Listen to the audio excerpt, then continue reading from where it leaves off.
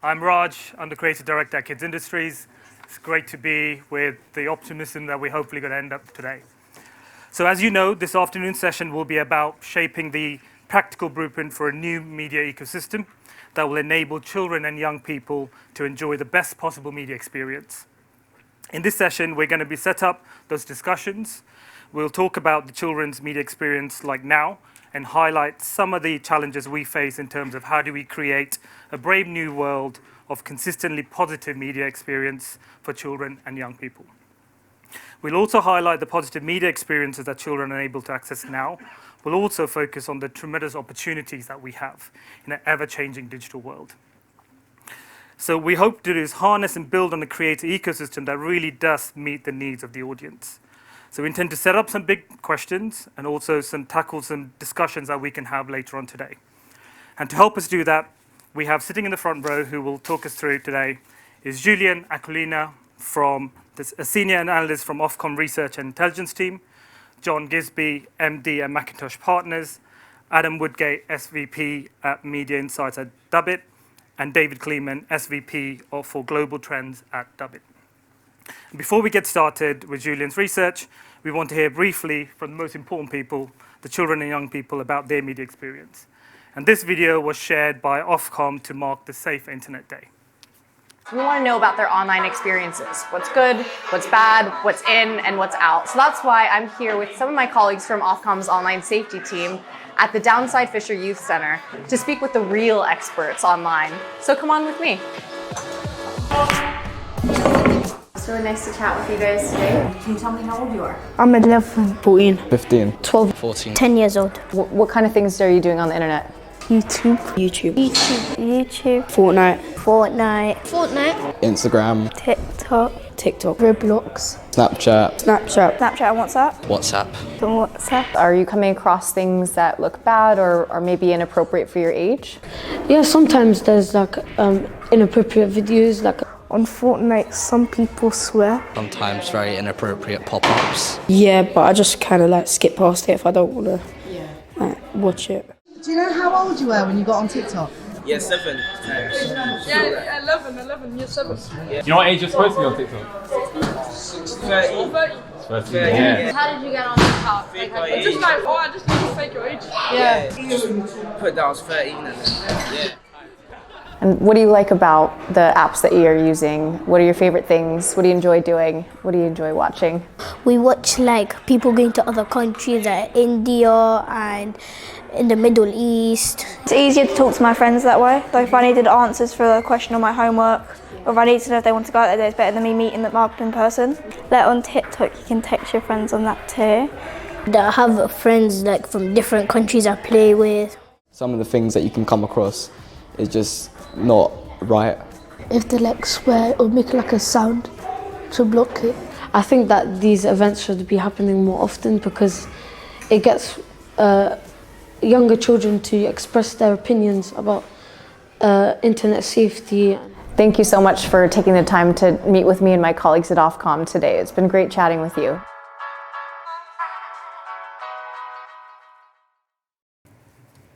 Good morning, everyone. I'm Julian. As Raj mentioned, I'm from Ofcom's Research and Intelligence team. We're the team responsible for sort of collecting and maintaining the evidence base that Ofcom uses in its decision-making and market monitoring. And I'm going to say I'm very much here from a research perspective, not a policy perspective. We do have a couple of colleagues, which you can hunt down in the breaks if you want to be enlightened on any of that side of things. I'm just going to use the next sort of 10 minutes to outline some of the major trends that have taken place across the children's media landscape. So I'm going to focus specifically on the video viewing habits and also content investment and what broadcasters' output has been. Now we've just heard from those kids how they're thinking about the video and sort of media landscape and the social platforms that they use today. So to start off with, we'll just take it back to what impact this has had on sort of the more traditional side of the media sector. And we'll start with traditional broadcast TV. Most, if not all of you, will probably be familiar with this chart. It shows how broadcast TV viewing on the TV set has declined over the last dozen years. for every age group. But it's children who spend the least time watching broadcast TV. You can tell that from the bottom line there. Critically, their decline has been the most rapid as well, so it's fallen 77% over the last decade or so. And that's compared to a drop of 38% across all individuals. So we know that this is, a crucial shift amongst children, even more so than for everyone else. In 2022, children were already down to watching just 41 minutes of TV per day. And I think we were all wondering how much further can that even really fall? But no good news for the traditional broadcasters. In 2023, there was actually another 19% further decrease, so down to 33 minutes now. Now, of course, this is a huge concern for the broadcasters, who are also thinking about their future audiences as these kids grow older. And we all know the different places to which we're all migrating our viewing. We've talked about it this morning. But we are starting to get a better picture, and the importance of data, I think, is important to stress when it comes to analysing the sector. So, of course, BARB is the UK TV measurement body for TV data. And over the past couple of years, they've started to enhance their measurement across different platforms and different devices, not just broadcast TV viewing. So this is a look back at data we published last year. We don't have 2023 data yet, but this is showing what's happening across all screens in the home for children. When considering all viewing in the home, across all devices, it's less than a quarter of children's time, which is now going to the broadcasters. And that's across linear channels, it's across recordings, and across BVOD services. A further fifth, 38 minutes per day, is going to subscription and advertising VOD services. That includes Netflix, Amazon, and of course Disney+. But really, you can see that most significant chunk there in the pink. It's the video sharing platforms like YouTube and TikTok, who are taking much of their attention now. And that's an hour and a quarter every single day, and that's just in the home. We don't have a good picture of what they're doing outside of the home. So clearly, there's been a massive shift across the industry, and it's not just how the platforms that have changed, but the nature of the content being watched. Because of course, on those platforms like YouTube and TikTok, we're talking about a lot more short and mid-form content. Another way just to sort of indicate how the sort of relevance and importance of the broadcasters is changing and comparing to the other options available is by looking at weekly reach. So children are now, just 70% of them are tuning into broadcaster content on a weekly basis. And you can see that from the non-broadcaster VOD services in aggregate, they are now eclipsing the broadcasters at 72%. The video sharing platforms as well are on par with broadcasters. And in fact, out of individual services, it's YouTube which has the highest weekly reach amongst children at 68% on the far right. Even Netflix at 57% has surpassed the BBC now, and the BBC is now reaching less than half of kids on a weekly basis across its video platforms, all its linear channels and iPlayer. And this is despite the BBC carrying 2 dedicated children's channels, as well as being free-to-air, versus Netflix being behind a pay platform. And despite the BBC increasing the amount of children's content available online, which I'll talk more about later. So that just covers some very high-level trends in children's viewing behaviours. Now let's look at what's happened in terms of investment in and provision of children's programming. The first thing to say, actually, is that the industry has come under greater and greater financial pressure over a number of years. We know this. For kids-focused broadcasters, it's obviously that rapid shift in viewing patterns, which has led to some really crucial changes in strategy. And I think one of the most notable, perhaps, has been the closure of various linear TV kids channels over the past few years. Disney did this in 2020, closing all its UK linear channels to make way for the launch of Disney+. CITV closed in September last year, and all that content's gone on to ITVX. And most recently, Narrative Entertainment announced that Tiny Pop would be closing its linear channel next month, and it had launched its FAST channel back in September last year. So with those changes in mind, I'm just going to focus here on talking about public service channels. as it captures, a stable number of channels. We're not talking about channel closures here. And yet it still makes that key point about investment in decline. Our data shows that the volume of first-run UK-originated kids content on PSB channels, shown in purple, has dropped to 518 hours in 2022. That's the lowest level for a decade. Even with first-run acquired programming on top of that, 302 hours in green, the total volume of first-run kids content provided by PSB channels was lower than in any year pre-pandemic. And that trend is reflected in the spend figures too. These are shown adjusted for inflation. And as you can see, spend has been on the decline, and the £80 million spent in 2022 was lower than all but the previous couple of years, which were of course affected by COVID. Put another way, real-term spend has decreased by 14% since pre-pandemic, and it's down 30% over the last decade. Now, this is obviously a hugely challenging situation, not just for the broadcasters, but also producers and the audiences that we're all serving. And the changes in strategy that I've mentioned are evident from looking at kids' content that the PSBs have made available in their online libraries.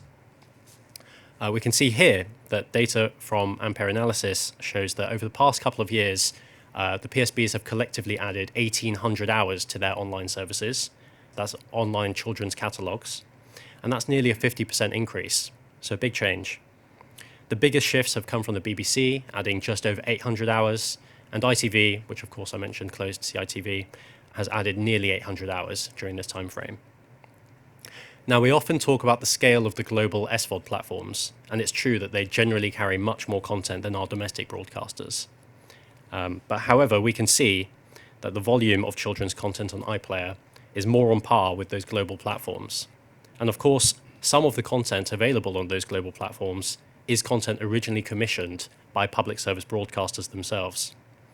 Now, our research shows that children often don't realize that these programs were originally made by PSBs or UK broadcasters, but nevertheless, that content still continues to add value to audiences around our country. And there is, of course, a huge amount of high quality of material available outside the PSB ecosystem, some of it being free to air as well. Sky has a substantial catalogue of kids' content, including on its SVOD service now, which you can see up there. And not to mention the wealth of content available on video sharing platforms, as Maddie mentioned just earlier. But the industry struggles to quantify what's happening on those video sharing platforms and the provision of content on there. And this raises another question around measurement, which I'm sure we're going to get into later. And I just want to end by mentioning Ofcom's work relating to the children's media space. We collect a lot of data and analyse a lot of research in this area, and will continue to do so. We published our most recent Online Nations report at the back end of last year. Annually, every summer, we publish our communications market report and our set of Media Nations reports, which give sort of a wider overview of the TV and audiovisual space. And that includes the data on output and investment in children's programming. Next month, we'll bring the next wave of our Children's Media Lives and the Parents and Media Use and Attitude Survey. And after that, we'll also be publishing our dedicated BBC Children's Performance Tracker and our Teens News Consumption Survey. So a wealth of information coming. As ever, we're always looking actively at what new research would be useful across our remit. So with that, a whistle-stop overview, but I want to thank you all for listening, and I hope the rest of the discussion will be both insightful but also productive for the development of our sector. Thank you.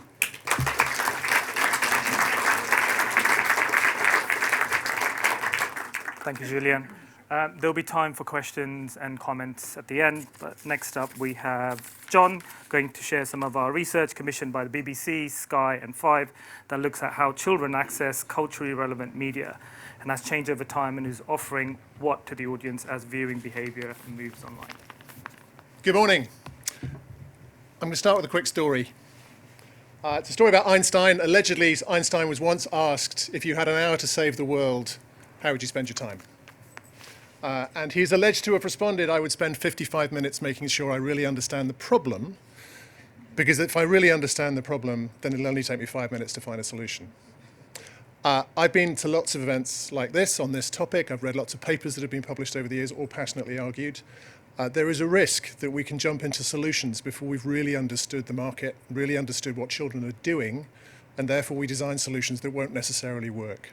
So when the conversation started with the broadcasters last year, one of the things I suggested we do is try and take a look at some data to try and really understand what's happening so that we can try and get our heads around some solutions that would work. So this is what this presentation does. What we've done is we've taken a horribly broken and inadequate data set called BARB, which we know is broken, but it is a consistent data set, and I hope when you look at the results you'll agree that it is robust enough to begin to understand what's happening. We've taken all the content that BARB tags as being children's content. So this is not content that children are watching, it is content that the BARB tags suggest is aimed at children, it's been built for children. So it's not children watching gladiators, it is children watching children's content. We've taken it from 2010, because that's a reasonable proxy for the world before streaming and YouTube. And we've refreshed the data from the analysis we did in the autumn. We've refreshed the data with all the data from 2023. We've looked at some high-level viewing trends, and then we've done something that I don't think has ever been attempted before. We all talk about culturally relevant content, but actually to try and put a quantity around that as to what is culturally relevant and what isn't, who's broadcasting it or providing it and who isn't, and try to understand the insights that come from that. It doesn't give us solutions. It never will, particularly with data in the way that it's currently functioning. But it does start to help us ask better questions. So I'm going to rattle through some charts. The first one is there's no shortage of children. There are more kids than there were in 2010. The dark blue boxes that go up are for each age group the percentage change in the number of kids between 2010 and 2023. So let's look at 7 to 9-year-olds. Broadly, there's about 20% more 7 to 9-year-olds than there was in 2010. Collectively, 7 to 9-year-olds are watching almost 40% less content that BARB classifies as being children's content. More kids, less overall viewing. Well, maybe there's less to watch. Actually not. Considerably more to watch. On free-to-air channels and free-to-air platforms, the catch-up services, etc., more titles to come. We've just seen that from Julian's presentation anyway. Significant amount more content that's come through from pay. This doesn't even get to YouTube yet. So more kids, less time, more content, probably means that the average watching time per title is going down. And this is where the scary stuff starts. This is the percentage of total viewing on the left-hand side, percentage of total titles along the bottom. I've only drawn one line in there. Broadly, 10% of titles are generating about 80% of viewing. If you brought that back a bit, 50% of titles, BARB's actually struggling to find anybody who's watching at all. So we need to be careful to think about this as being a content problem, and what we need to do is just keep shoveling more content into the machine, because if the audiences aren't there to watch it, the economics don't work and it gets tougher and tougher. The other way of looking at that is that 90% of the viewing is being generated by 20% of the titles. So again, if we want to design solutions that can work here, we need to bear in mind these sort of viewing trends. Now, this first chart is the first culturally relevant chart, and it's the titles that are offered by the different players. So the main free-to-air channels on the left-hand side, commercial linear channels with some catch-up services and on-demand in the middle, and then the streamers on the right-hand side. We are very unusual in the world in having a ratings panel that includes the streamers. The dark blue bar is the number of titles that the panel, I didn't make any of these judgments, I'm not qualified to do that, but the panel, which came from experts in Paramount, Channel 5, the BBC and Sky, who looked at all of these titles over the course of the last month or so and crunched the numbers. Unsurprisingly, public service remit, licence fee funded, the BBC is the predominant provider of culturally relevant titles. ITV, big catalogue, again we just heard from Julian, big catalogue, a lot of that on ITVX. Channel 5, major part of their remit and major part of their focus, putting a branded block of content in the centre of their schedules. Pop, big number of titles, not really investing in catalogue that's culturally relevant. Big part of Sky's agenda, having launched Sky Kids last year, lots of titles, very high proportion of them are culturally relevant. But then as you move further left, big, big catalogues. And remember, this is just children's content. This doesn't even include family movies. That's a whole nother ballgame. This is content specifically focused on kids. So you get further over, very big catalogues, primarily global titles. So if that's the titles picture, that's what we're putting on the shelves, who's actually watching and how much? Perhaps no great surprise, 2 dedicated linear channels and the public money associated with the content. A big chunk of the BBC's viewing is culturally relevant content. ITV, that's not a full year, obviously, because of the closure of CITV. Channel 4, predominantly older audience. No great surprise that they're not a huge player in this, as this is children's content related. Channel 5, punching above its weight with the focus that it gives it. Pop, no great surprise, doesn't have much in its catalogue. And then as you go across, I will make the point, conversation with Lucy at the break, Sky's numbers are probably undercooked for all sorts of reasons that bar was broken, primarily around the on-demand number. There's reason to believe that might actually, we had conversations, but there's reason to believe that might actually be double what it is. So Sky entering the market, I think in February last year, building its audience across everything, the 2 commercial channels, and then a big chunk of viewing from the streamers, but again, not many titles, primarily focused on the global catalogue. That's the picture as to how it's working within the universe that Barb measures. The numbers that Julian had, one way of looking at this is as things move from linear to on-demand, I did a quick calculation from Julian's numbers, the streamers of the on-demand viewing that's available are picking up about 83% of overall viewing. So that's where the audience is for kids, which is reflected in the big numbers that are there, which is just children's viewing. But on children's viewing, it's only about, of children's content, it's only about 40%. But overall, it's about 80% of children's viewing that have gone to the streamers. And then there's a whole new world. It's a whole new world when you try and reconcile it with this, but as we've been hearing, for kids, it's not a whole new world at all. This is the world. This is their world. This is looking at actually 2022 data, so this is a year old. TV on the left, that's linear. BVOD, if you haven't heard the term before, is broadcaster VOD, so that's the online content that broadcasters are providing from their services. SVOD is the streamers. You've then got YouTube and Twitch. Twitch is the Amazon, primarily gaming content. And then you've got TikTok. So if you look at 10 to 12-year-olds, significantly less TV and BVOD, some time spent on SVOD, huge chunk of time spent on YouTube and Twitch. So there is a shift from left to right going on. There is a shift across towards the streamers and then further beyond into the social media platforms that we have to understand if we have the aspiration around all the things that Paul was saying earlier to try and solve this problem. Paul also mentioned that the way to fix this is to adapt, and the broadcasters are adapting.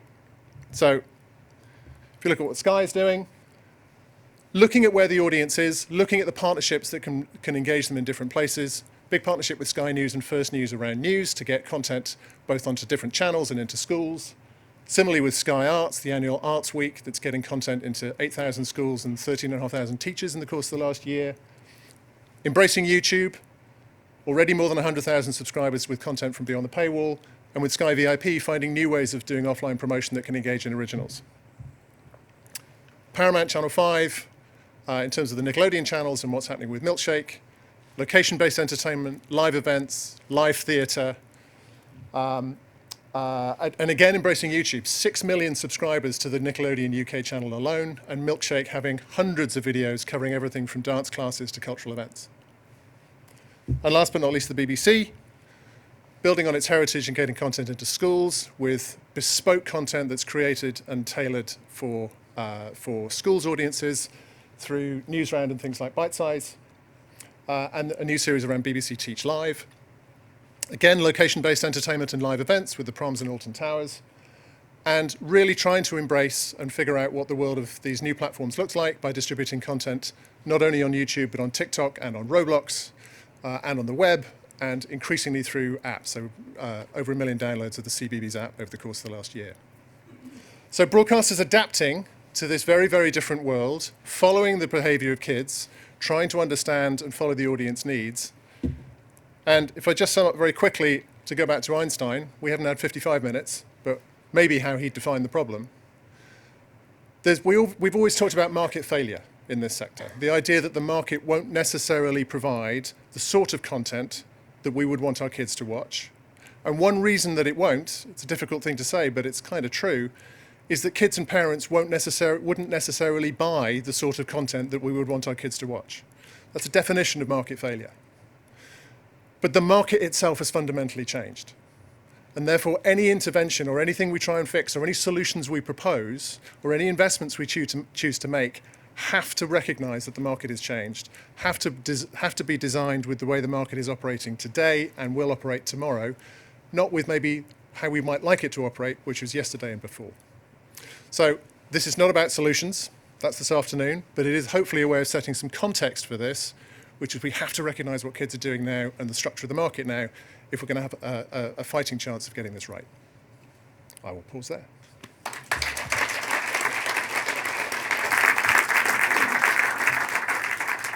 Thank you, John. And now we have Adam, who's got some research from Dubit on the latest trends that make deeper dive into what's happening on the world.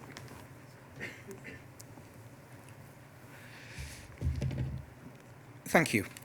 Forgive me, I admit now I'm old. I need glasses to read my script, and I'm doing that so I can keep to time. One of the things I would say as I start is people like Gary at Kids Industries, Raj, David, Kleeman, myself, and plenty of others, we spend our lives with kids, talking to them about their lives and what media and their entertainment and what drives them. So we are listening to kids, and we are giving kids a voice. And it's something we do at Dubit, and we've done, well, it's our 25th anniversary this year, and it's something we've done certainly with our global tracker of kids media in 20 countries since 2016, where we've been monitoring what's been happening, and the data that I'm going to share with you is very much from this place. Now, one of the things that, I like to quote, and I think I probably quoted way too many times, but Jeff Bezos back in 2015 once responded to an interview question by saying, "I'm very frequently get asked the question, what's going to change in the next 10 years? And it is a very interesting question, and it's a very common one I'm asked. However, he then went on to say, I almost never get asked the question what it doesn't change or what won't change in the next 10 years. Truth is, a lot more things stay the same than change. And I know so far we've talked about what changes. I'm going to show you some things that stay the same. Regardless of generation, a child still passes through successive phases of development. And in each of these, their surroundings have an important role to play. And something else that doesn't change is a kid's day. There is still only 24 hours in the day. And as much as technology changes, nothing will change that. They're still spending 7 hours in formal education if they're of school age. They're spending an hour after school on activities, an hour or so eating, 8 hours sleeping, and the rest of their time is kind of up for grabs. So let's have a look then at what those 2 to 15-year-olds really enjoy in the UK when they're not in school. The numbers are there. Kids are still kids. They want to be entertained, they want to play, they want to be social, they want to spend time with family, spend time with friends, and they want to have fun. And what's changed since 2019? Not a great deal, really, in actual fact. Their liking of YouTube has gone up a little bit, and from a researcher's perspective, 8% is significant, but everything else is more or less the same. YouTube-driven, YouTube popularity gives the best choice of videos, and it's a great intuitive UI, which allows kids frictionlessly to get to the videos and content they want. Outside the top 5, this is where we see the big change.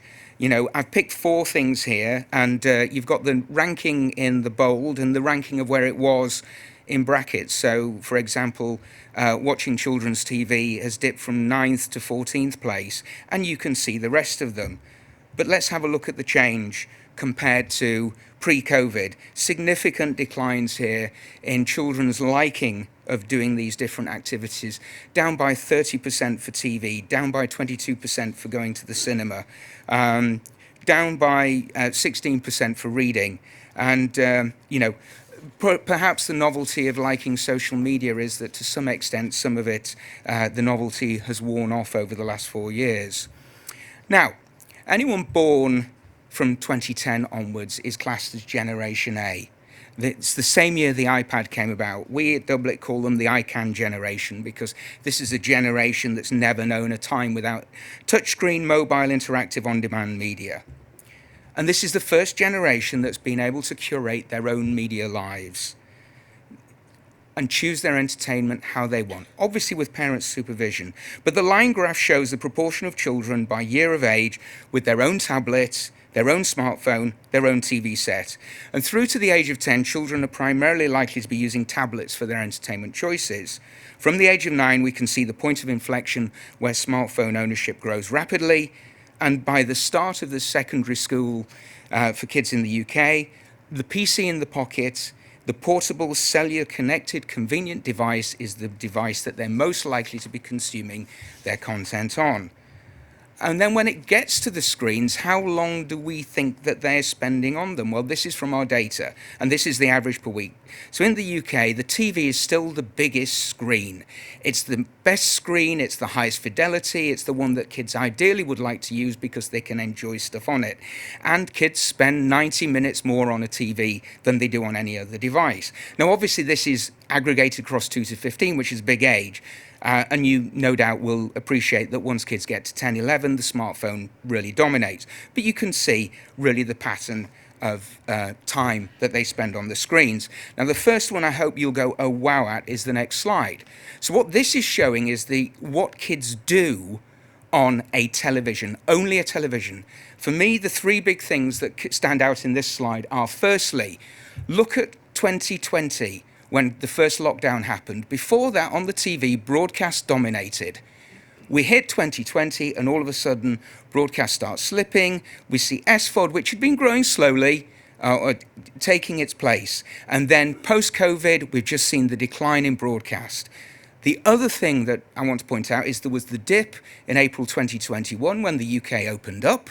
You can kind of see that there. The kids went off screens, back out, being with their friends, being with their family, being with their relatives. But they came back to the screens as we kind of predicted.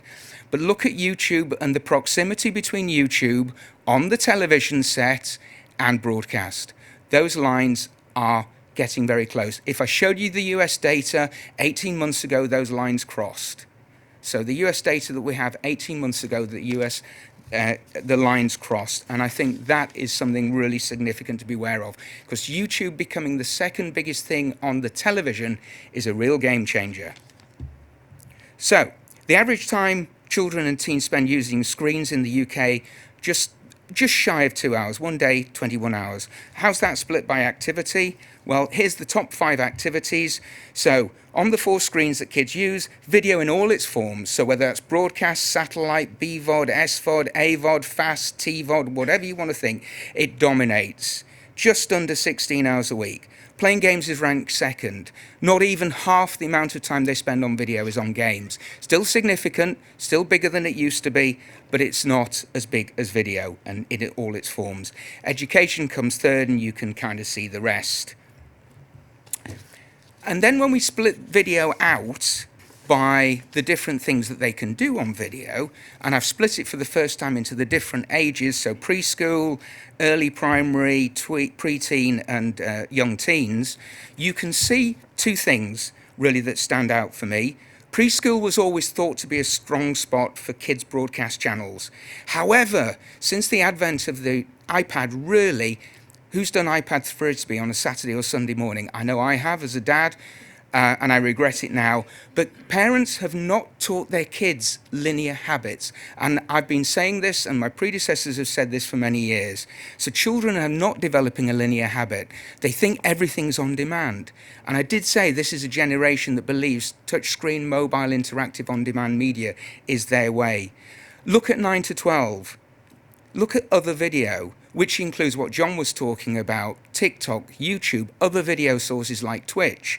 That's bigger than even SVOD or the streaming services. So you've got, they're not with broadcast. They're on either SVODs and the streaming services, or they're going to other video platforms to watch their content.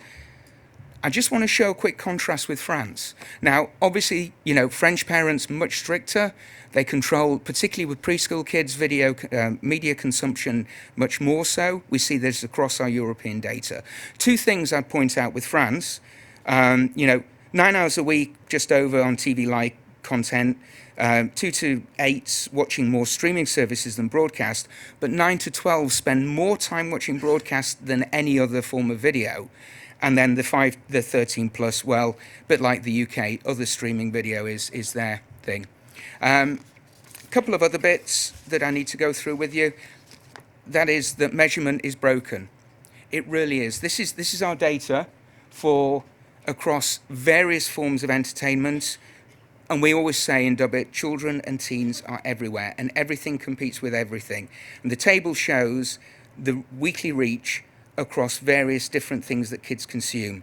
As many as 2 to 15s watch YouTubers play any game. As many are on social media as watch children's broadcast TV. And where are they? They're on Netflix, they're on YouTube Kids, they're on Roblox, they're on TikTok, they're on CBeebies, BBC One. Couple of things to finish off with. What do they do when they get to these places? This is the top things they do on YouTube.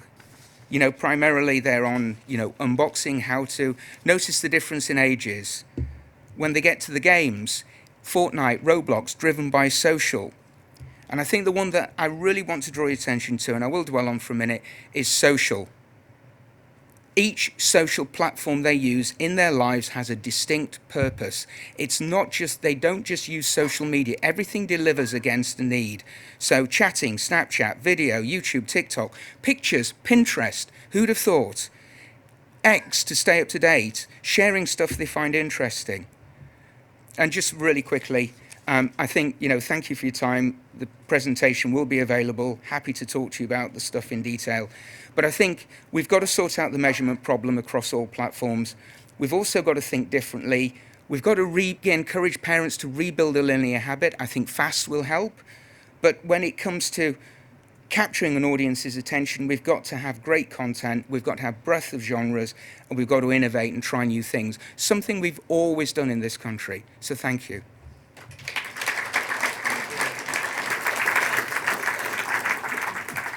Thank you, Adam. Some great insights there. And finally, David is going to set us some challenge in terms of our thinking about how we perceive children's media experiences and the importance of not losing the creative opportunities that this opens up in the new platforms. Very good.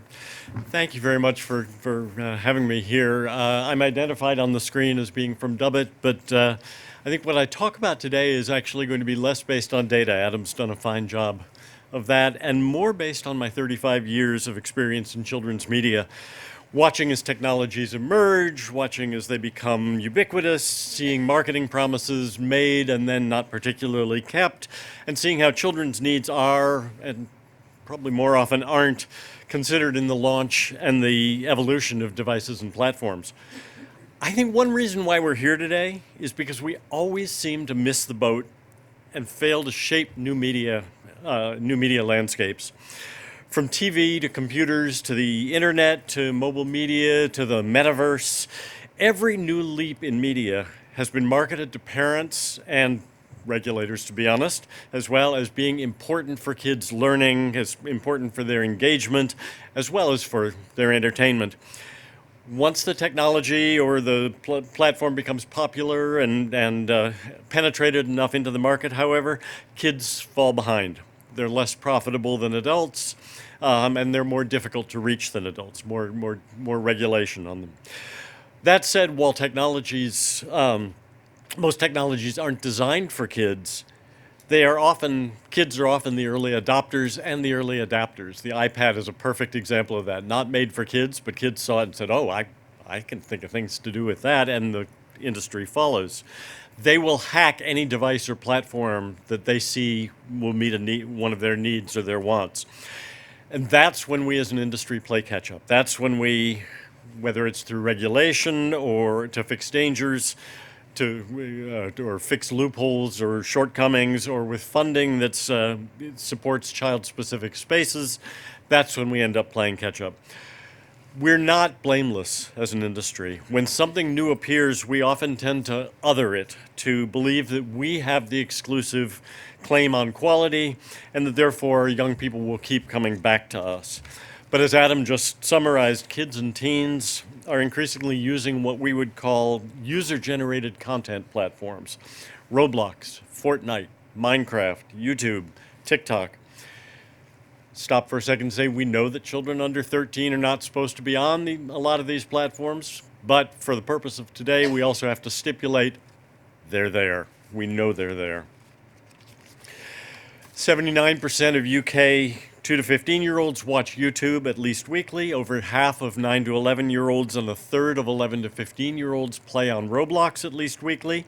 And a third of 9 to 11 and over half of teens use TikTok. Gen Alpha, as Adam said, was born into the mobile touchscreen era. They've never known a time without tablets and smartphones, whether their own or whether, as Adam described it, iPad Frisbee, passed back to them by a parent or carer. The result has been that they assume interactivity, options for their active engagement with their favorite stories, with their favorite characters, games, and experiences, in ways that deepen and expand as they get older. This isn't new. Kids have always role-played around their favorite media characters. They've drawn and written stories around their favorite media stories.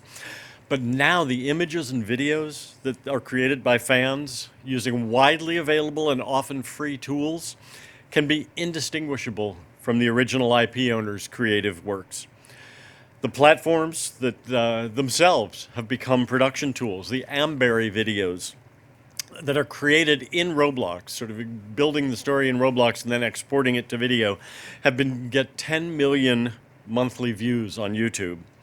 In the last week, we saw the launch of Sora from ChatGPT, creating astonishingly real videos from text prompts, but also the ability to transform an existing video into something completely new.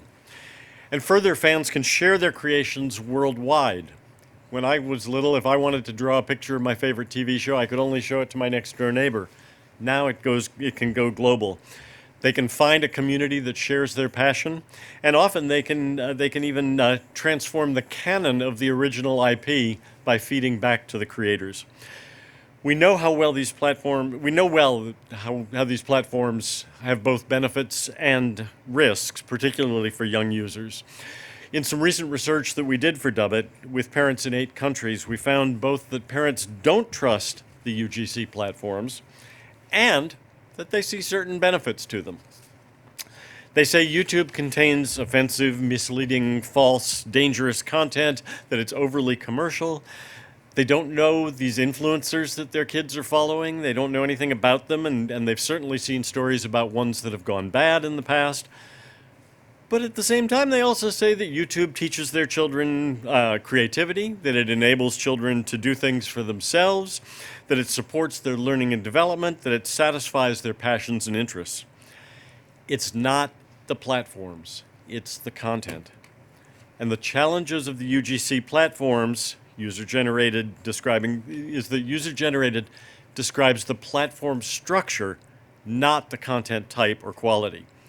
What differentiates UGC from traditional media is that the platforms aren't curated. They have post-facto takedown rules after the damage is done, but on a linear or VOD channel, especially public service broadcasting, similar content would never have seen the light of day. Today, UGC users aren't just random individuals, as when the platforms launched. They're broadcasters, they're streamers, they're studios of all sizes, they're brands. They're all using these platforms for marketing, for storytelling, for IP extensions, and for engagement. 2 weeks ago, Netflix chose to share the animated film Nimona on YouTube for 1 week. In the first 24 hours, it had 500,000 views. Kulibai hired a teenager to create its Warrior Cats Roblox game. They made it the official world for Kulibai after discovering that it had been made by this fan and that it was what they would have made if they had started from scratch. Disney invested $1.5 billion in Epic Games, the creators of Fortnite, And I was thinking when I heard earlier the idea of a podcast about what's true and what's not on the internet, that one of the reasons that that would have to exist in a podcast or UGC format is that we still have a 3-year development time for most linear television programs. How do you make something relevant to the children of today when a YouTuber wakes up and has something on the air by noon and we're taking 3 years to create the content? So clearly studios and distributors, including public service organizations, see the potential in the UGC platforms. In doing so, though, they're seating themselves on a level playing field, the same level, with all the other types of content present: amateur and professional, official and unauthorized, helpful and harmful. The next phase of evolution is toward even more distributed and decentralized platforms, operated by the users themselves without the intermediation of a Roblox, Epic, Google. It's still a long way off. It's not going to be here tomorrow, but it will again bring both benefit and risk.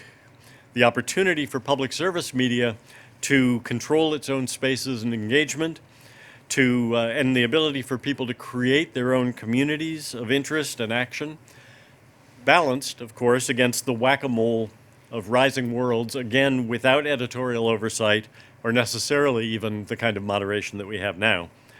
As future platforms and technologies emerge, we can't other them as we've done in the past. We have to stake a claim from the start to define and protect public service uses and spaces. It's not too late to shape Web3, the metaverse, spatial computing, and even platforms that are so far over the horizon we can't see them yet. We have to advocate not just for protecting kids from harm, but for enabling safe, appealing, and beneficial uses. We want, as one of my mentors used to say, for kids to wake up in the morning, turn on the television, and know where they are, but also to see themselves in a diverse and interdependent world. We need to ensure that there are sustainable, ethical, and equitable financial models, both for creators and for kids. So I'll close with a zoologist that my wife worked with long ago used to describe the difference between chimpanzees, gorillas, and orangutans. He said if you throw a screwdriver into the cage, a gorilla will run away. A chimpanzee will try to eat it, realize it can't do that, and get bored and forget about it. The orangutan will examine it for a while, set it aside, and when no one's looking, it'll take its cage apart. The UK children's media industry needs to be the orang.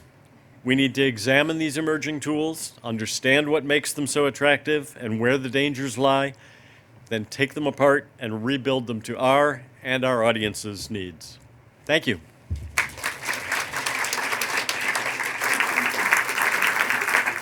Thank you, David.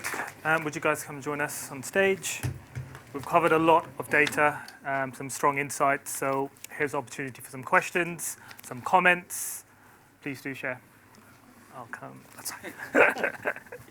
We all went along one too far. We've got one there. Actually, under the European Audiovisual Media Services Directive, to which we are still subject, it's quite clear that SVOD platforms, etc., are subject to 30% quota of culturally relevant programming on their platforms. What is Ofcom doing to make sure that that is the case? Yeah, so we do collect data for the UK broadcasters, and we collect AVMS sort of related data, and we know how much of that is European programming, for example, an independent European programming even. We don't do that for any of the SVODs at the moment. Perhaps that's something that will come down the line, but don't collect culturally relevant data from the SVODs.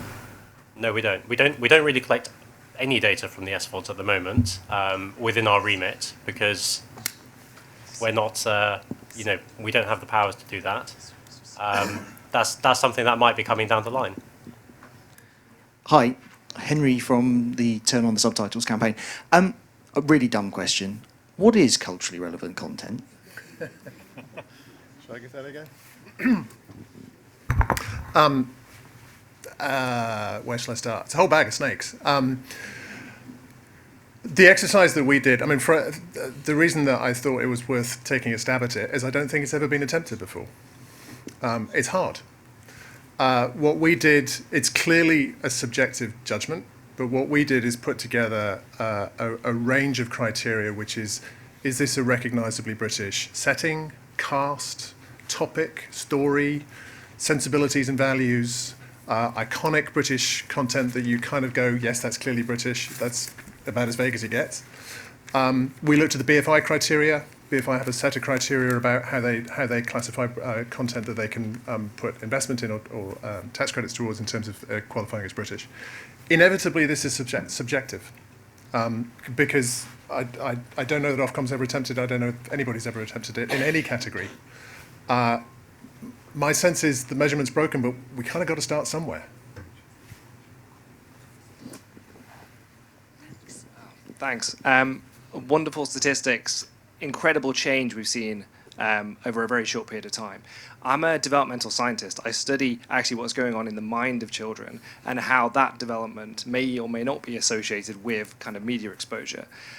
In a lot of the statistics, there was kind of an assumption or an implied assumption that the children are different now than they were in 2010 or before. I just wanted to check that with the panel, whether you think children are actually thinking differently now, whether that's driving their consumption, and whether their exposure to the changing media may also be impacting how they're developing cognitively and then seeking it out, what that kind of cycle is. Is that something that you're observing in your panels, or you've got some insights to? I think I'd start by going back to what Adam said about Jeff Bezos, that no one ever asks what doesn't change. And child development doesn't change. It's the context that changes around it, and children still have to go through the same stages and phases. I think what has changed are the opportunities of media. So we often hear things about, oh, children have such a short attention span because they only watch these quick videos. No, it's not short attention span. It's that there was never an opportunity in the media before for stories to reach their natural length. Some stories want to be a minute long. Some stories want to be 90 minutes long. And if you watch a child who sits down with Frozen, if it engages them, they will stay with it throughout. So I don't think we should blame it or claim short attention span or other developmental changes. Based on that, it's the opportunities that they have now. Do you want to add to that? All I was going to say was I do think that we have a completely different generation of kids, and I think the sea change is the devices that they've got now. And I've said it before, and I think that Gen A are very different because of the nature of the world they've been born into. They've just never known a world different, whereas anyone older than born in 2010 has had a world where it was just the TV or just the TV and the PC. I think the other thing is that also what technology allows is it's really child-centric. I mean, we're now seeing the clipification on TikTok of 5-minute animations like Pepper into minute-long episodes, which is a 5-minute, 7-minute, IP. And I think, it really is becoming more democratic from the child's perspective. That said, I think we still have a massive problem in this country and around the world of the digital divide. And I know that I'm seeing people, reading stuff in the trades, but I do think that is a major thing the industry has to focus on. I'd add one thing very quickly. I think there is something fundamentally different between a curated stream of content and content that is recommended. And when I've heard the idea of what the recommendation engines do, what the algorithms do, it's almost that they're there to mimic the choices that humans make. I think the challenge with kids is they don't have the frame of reference to make those choices. And I don't know what that means in terms of the effect and the impact on kids and the way they self-curate their content, but it feels as though that is a different set of criteria than we've had before. And you do see migration to things like curated streams with FAST, the free ad-supported television, where sometimes paradox of choice hits. And I think we as adults have seen it too, where you sit and spend 20 minutes trying to decide what to watch on Netflix and then just give up and say, oh, I'll go back to something I know. But Netflix have changed that, whereas obviously now those little minute videos that you can watch as you're going through, but technology is actually changing the behavior in how kids are. So I think, well, also for me, looking at the data, what's interesting is probably start breaking children as a category, because you're talking about quite young preschoolers about they shouldn't be watching minute because that's quality of content completely goes away. It's feeding their need, whereas the kids who are older, I mean, I don't know if we now could bring them back. They're in a world of gaming, a lot more control, technology and content. So actually breaking that age group up into multiple, I think is important. They're definitely not one cohesive audience, and I think they're even more fragmented perhaps than what I showed, because you've got the young preschoolers and the slightly older preschoolers, the middle grades or middle kingdom, those 6 to 11s, which used to be the bread and butter of CBBC and Nickelodeon. That's now probably 3 audiences in one. One more question, comment? This question kind of, I think, builds on that last comment, I guess, which is, I think there's a story you could sort of tell for adult programming, which is about fragmentation of audiences, that even the biggest shows on Netflix are, in absolute amounts, reaching quite a much smaller audience, absolutely, than they would have been if they'd been on BBC or ITV or NBC in the US 10, 15 years ago. And so to what extent is actually what we're talking about as a crisis in children's media here actually just a reflection of that fragmentation, that you have an awful lot more choice, the audience is finding a lot of different types of content across a lot of different types of platforms, and you're seeing that kind of macro trend that's actually an adult trend as well, reflected down in under 16s. Happy to go first. Of course, it reflects what's happening across adults and the rest of society, but I think, as I sort of explained with one of the charts there, the decline in sort of traditional behaviours by children compared to adults is happening just so much faster. So I think it's the fact that migration to online is so fast amongst children and young people under the age of 25. That's really what is the key difference. Of course, eventually the older age groups are going to catch up, and those habits are going in that direction. Is there evidence around what's the causality of that?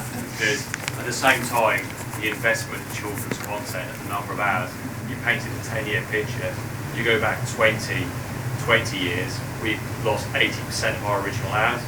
We've lost over 60% of our original hours of content funding. So who's saying that the fact that we've lost so much content, so much investment, isn't causing these other platforms to become more attractive? I think that's probably something that's going to be discussed by the producers and the broadcasters later today. It's very hard to sort of separate these things or say why one thing has impacted the other. But I think there's sort of widespread recognition in the industry that the audiences have moved, and that's what's led to the sort of change in what broadcasters and others have been able to invest. There's just one thing I'd like to drop in there that I think does make kids different to adults, and I do agree they are. It is cascading down. I'll go back to my point about the hours that kids are not developing a linear habit, whereas older kids still have that, and now obviously adults remember a world of only linear television. The thing for me is that there's an element, and I'm not saying it's UK-centric, but at Kids Screen recently, one of the statistics that was put up there was that channels like Nickelodeon in the US are relying on 4 IPs in marathons. They're not doing curated, scheduled programming with light and shade, different textures of programming, animation, live action. So, linear needs to always play to its strength, and that is that someone who cares about kids is building that schedule. And when you're just going to meet the quarterly bottom line, that means you're just going to play your big players. But where's the next big IP coming from if you just focus on that? My name's Maura Messenger-Davis, and I'm an academic, and I've done a lot of research and writing over the years about children's television, children's media, but particularly television. And I am also, I think, a fan of children's television. I'm currently a grandmother, so I've seen the whole gamut, and I'm seeing all the new stuff that's happening with my grandchildren as well. But I want to come back very quickly to this point of cultural relevance. and go back to something that our first speaker said, which is children's voices. I think you said that you arrived at your definition by talking to industry people. Is that right? That you consulted BBC and Paramount and they came up with what they thought was British culturally relevant material? I think we need to ask children that. I think there's a real scope for research here where you get kids, and I've done this actually myself, you design this system for us. If you were in charge, what would you do to make sure that the kids like you get material on platforms that you enjoy, where you can find it? How would you set about doing that? And in my experience, when you give kids a job like that, they come up with amazing ideas. So this is really the point we should end on, that children's voices will give us culturally relevant ideas. Thank you. That's all we have time for, I think. But one final important note before we go, our volunteers will be handing out a piece of paper for you as you leave. This one's a document that we'll be asking everyone to support as part of our campaign, and we will be talking about it in the session after lunch. So if you could take a copy and have a read, and that will move things along forward. So thank you to the speakers for our session, and thank you for all the questions and comments.